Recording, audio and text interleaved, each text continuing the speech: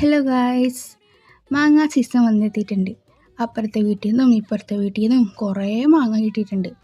അപ്പോൾ ഈ വട്ടം പച്ചമാങ്ങ കണ്ടപ്പോൾ എനിക്ക് ഭയങ്കര ആഗ്രഹം അച്ചാറുണ്ടാക്കാൻ പഠിച്ചാലോ എന്ന്. അങ്ങനെ ഷോർട്സ് കണ്ടുകൊണ്ടിരിക്കുമ്പോഴാണ് ഗ്യാസ് സ്റ്റോവ് പോലും ഓണാക്കണ്ട അങ്ങനത്തെ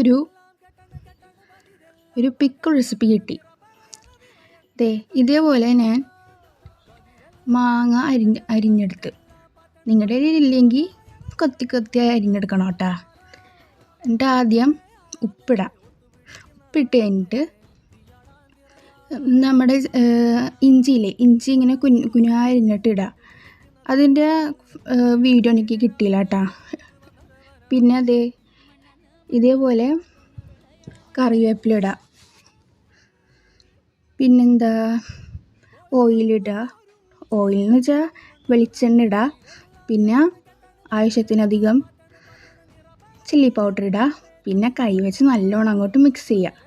എൻ്റെ പുന്നമ്മ ഇത് പണ്ട് കഴിക്കൂലായിരുന്നാ, നല്ല മണമായിരുന്നു.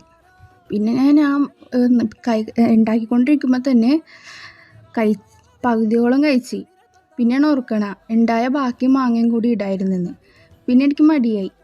പിന്നെ ഓർത്ത് ഇനി ഉണ്ടാക്കുമ്പോൾ കൂടുതലുണ്ടാക്കിയിട്ട് നമുക്ക് ആ ജാറ് ഫുള്ളാക്കാം.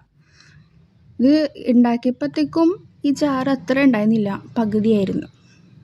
പിന്നെ ഇത്തിരി കൂടി വെളിച്ചെണ്ണ ഇട്ടിട്ട് ഞാൻ ചെറുതായിട്ടൊന്ന് ഷേക്ക് ചെയ്ത്, വെറുതെ ഒരു രസം. ഇത്രേ ഉള്ളൂ. നിങ്ങളൊന്ന് ഉണ്ടാക്കി നോക്കിയേക്ക്. ചോറിൻ്റെ ഒപ്പം ഇത് മാത്രം മതി കേട്ടോ, നല്ല ടേസ്റ്റാണ്. ബൈ.